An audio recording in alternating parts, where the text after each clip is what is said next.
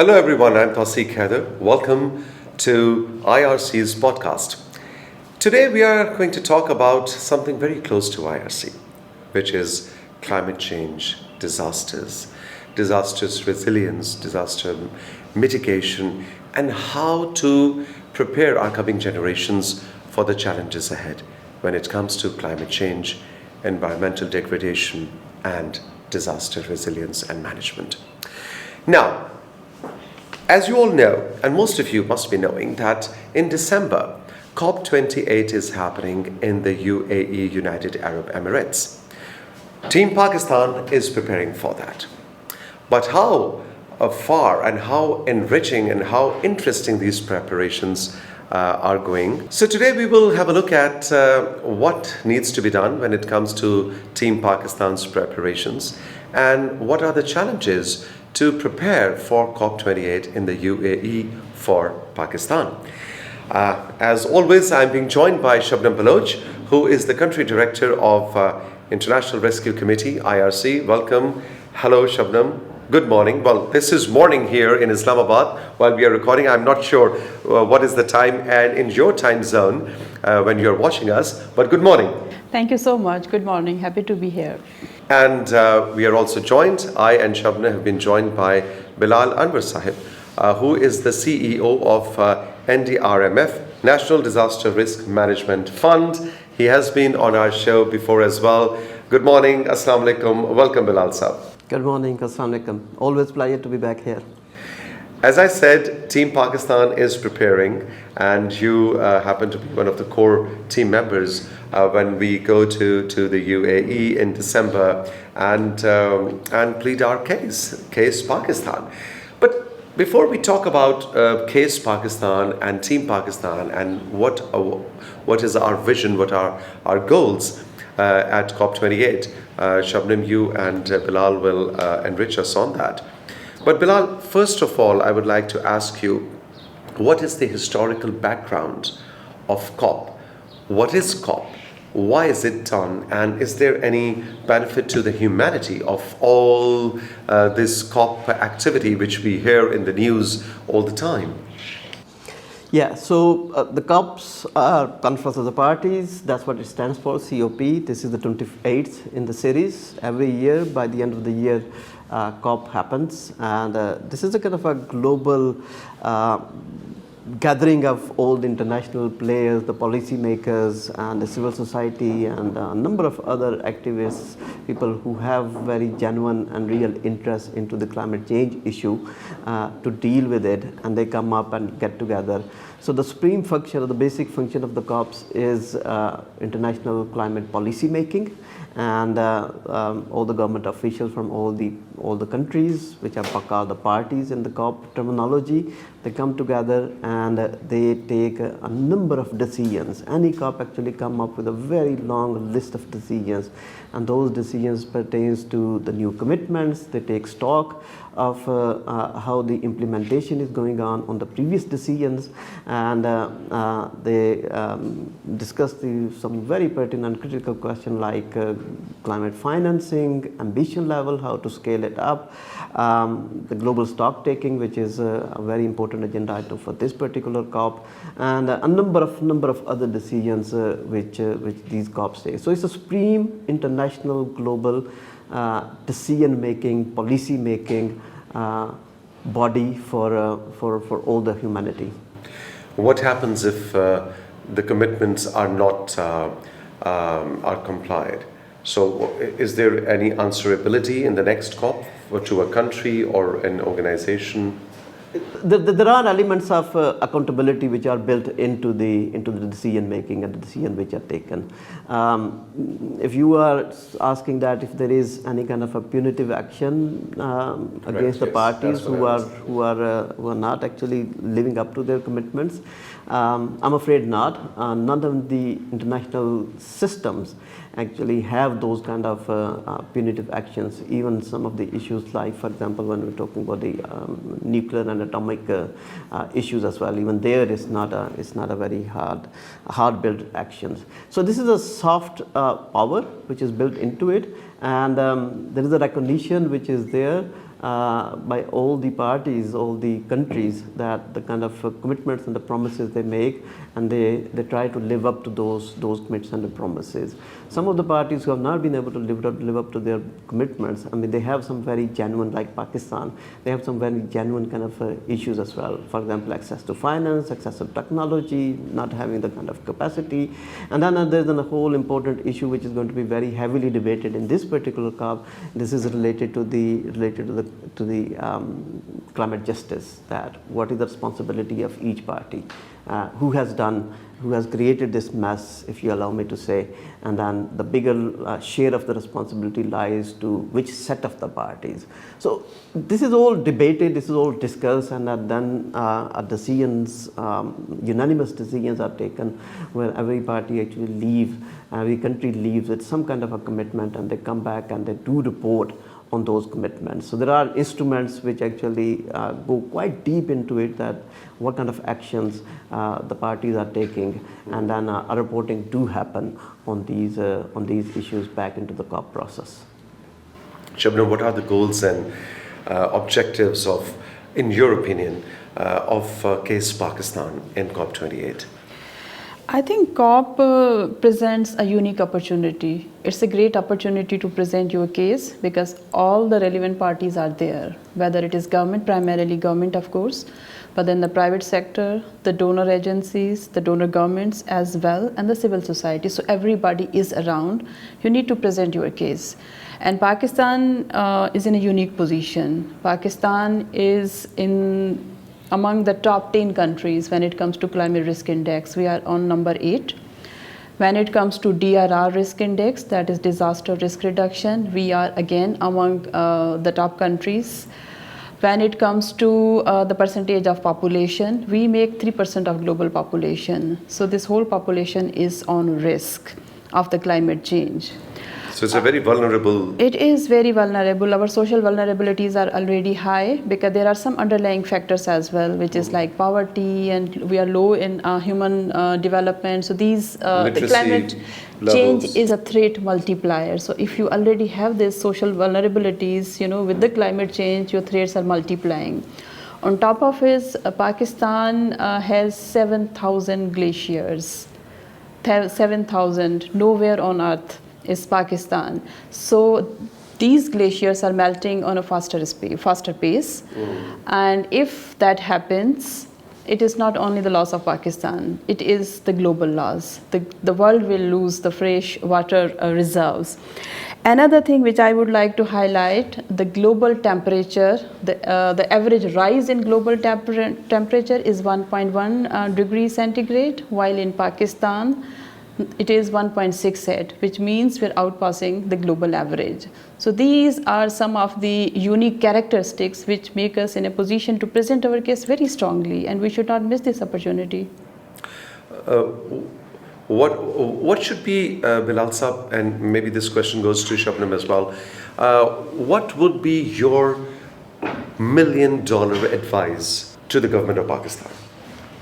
I think more than advice, I think we need to, Shabnam said it rightly, we need to build the case, we need to build a narrative. And I think that narrative is very strongly based on the kind of challenges and the threats in which we are actually passing through right now. In case of the world has passed through many climatic tipping points, what we call, but Pakistan particularly have passed through those tipping points in a much faster pace and in a much quicker sense as compared to the global averages and the global points. So in case of Pakistan, we have a very strong case. I think our challenge is, I think we already very heavily and very strongly we have told the world that we are vulnerable, we are threatened, and our population is threatened, our economy is threatened, the social systems. I think what is not being very strongly told or illustrated is what kind of challenges we are having to address this issue on our own. So we're talking about the technology. because the solutions are going to come from the technology itself, and we do not have that technology. We're not in a position to actually develop those technologies by ourselves as well, so we need technical support from international community. Similarly, financing is a very, very critical issue. So I think the government of Pakistan need to come up with a very strong case based on technology, financing, capacity building, and then basically building the case on climate justice, that this is not a kind of we're asking for a favor. This is our right, because we are just the victim of whatever has been happening in the last 300 to 400 years post-industrialization phase. So Green Climate Fund and Loss and Damage Fund, I think these are two very vital opportunities when it comes to pleading our case. How do you think are we going to leverage on that? So Green Climate Fund is already operational in a way, but I think what we believe is that it needs improvements and refinements. So, but the global climate finance infrastructure is very fragmented. It's extremely cumbersome. It's very complex. Accessibility is an issue. So I think there should be a very serious debate on how to streamline it. So I think that's one case which one point which Pakistan should be very strongly advocating in this COP. I think Loss and Damage Fund is going to be becoming operationalized. There's a lot of hopes which are built around the Loss and Damage Fund. It's going to be slightly more complex in terms of the capitalization and the disbursement as compared to the GCF, Green Climate Fund. So I think again the case should be that it doesn't really fall into the same fate as GCF and many other funds actually as well. It's not only two of them. So actually learn from the mistake from the past, and just to make sure that this fund comes up with the operational modalities which are streamlined, which are setting the priorities for the countries like Pakistan, and then making sure that the flow of the finance is really happening, and that is all the bottlenecks are released and removed. Same question to you, Shabnam. What is your $1 million advice to the government of Pakistan as we are heading towards and Team Pakistan is preparing for COP28? Well, I think when we are presenting our case, we have to be mindful what is relevant to us, because it's a global forum and everything might not be relevant to us. The way the current system, the climate finance system works, the debate is mainly focusing on mitigation. And mitigation is sometimes irrelevant to the countries who are low emitter, countries like us. For us, adaptation and resilience is more relevant. But the way this climate finance system works, 90% funding goes to big mitigation projects, only 7% goes to adaptation and resilience. Oh, really? Only 7%? Only 7%. Yeah. And then out of this total financing, only 6% is grants, and most of it is debt. So debt is quite irrelevant to countries like us who already have quite a big debt issue in place. So we have to be mindful what is relevant to us. We need to, as we mentioned earlier, we need to present the case with a narrative.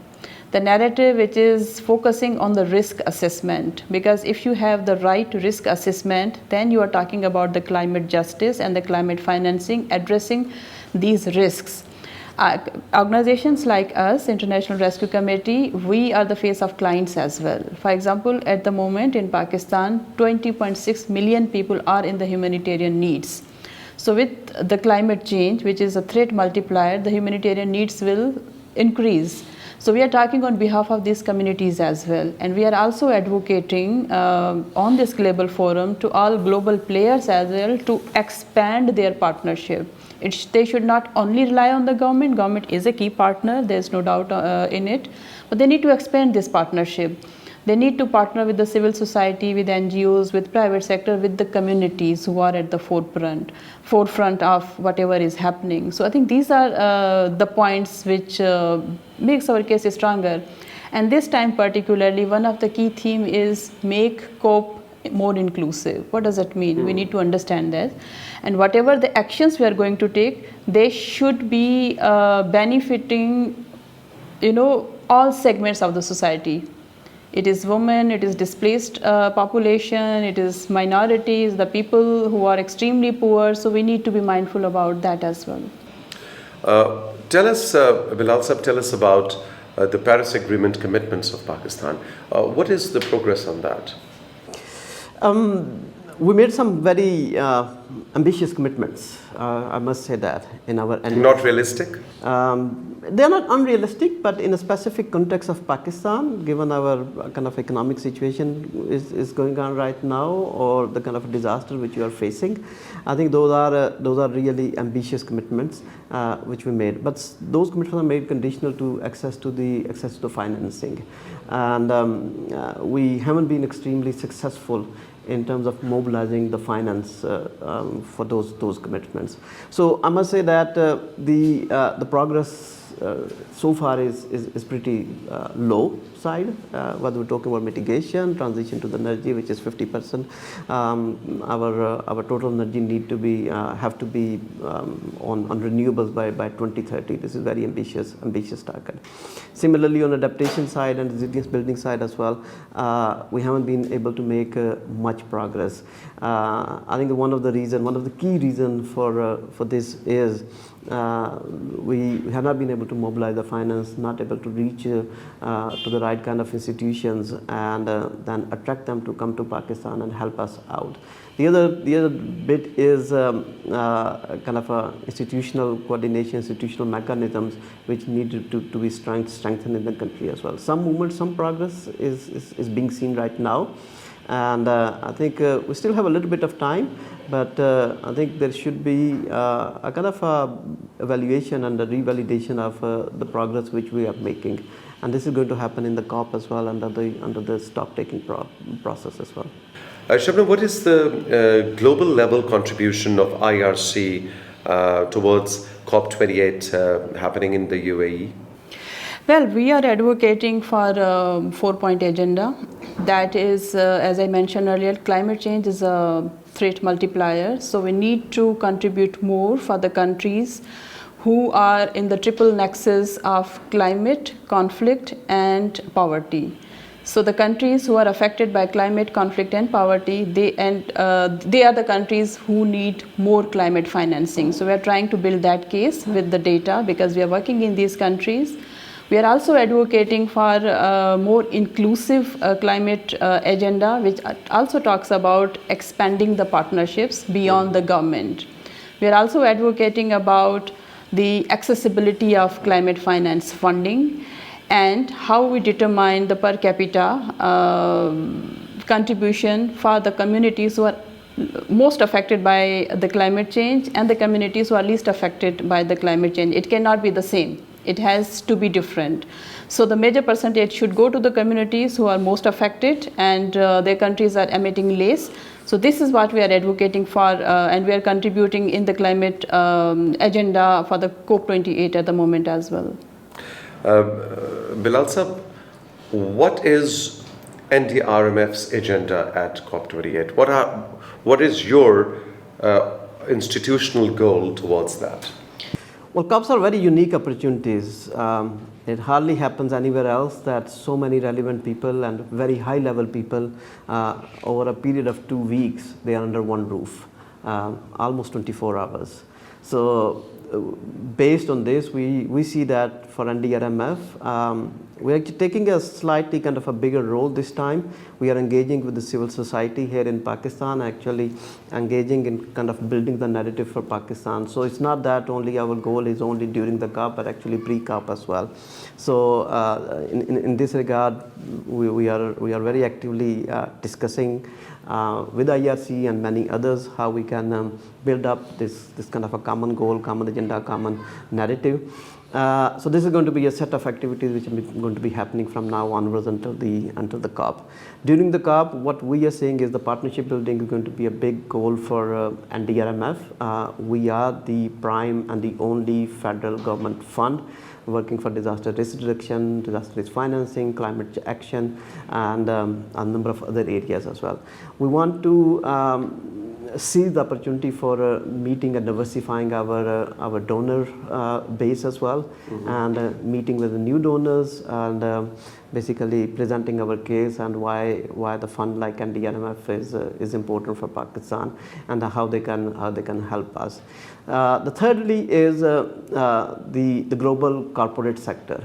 I think this is a very important, because NDRMF is now working very closely with corporate sector, and we want to kind of make ourselves the bridge between the global corporate sector and the climate action and the climate activities people here in Pakistan. So as Shabnam mentioned, death is already a big challenge for Pakistan, and most of the funding which is coming is in the form of loans, sadly, in Pakistan. So the grants proportion is pretty low, but I think what we want to do is we want to actually transition to going to from loans to grants and then to investments. And for that, NDRMF is actually taking up this challenge, and we want international investors to come to Pakistan. There are wonderful opportunities for investments. For example? In agriculture, in transport, on a sustainable transport basis. Energy is a big area for Pakistan. Health is also important. It has the climate change interaction and connotations as well. And I can go industry. Our industry is not, what we call in technical jargon is called the carbon intensity, which basically the industry needs the transition, and there's a huge potential to move towards low carbon or decarbonization of our industry. So when we are producing something, whether it's the textile sector, cement, steel, or anything, or beverages, the amount of carbon which our industry releases is pretty high, and we basically want to help the industry to come towards the decarbonization and lower energy carbon intensity. And for this, technological transition is required. International investors are quite interested in doing so. Well, Shabnam and Bilal, thank you very much. It was great to talk to you on Team Pakistan's vision, goals, and our plans towards COP28 happening in the first 2 weeks of December in the UAE. And in just quoting Bilal once again, it has to be debt to grants and grants to investment. I think that is the course which Shabnam also reflected upon. That should be the goal and plan of Team Pakistan. Have a good day. We'll keep you posted on COP28 as well. Bye-bye.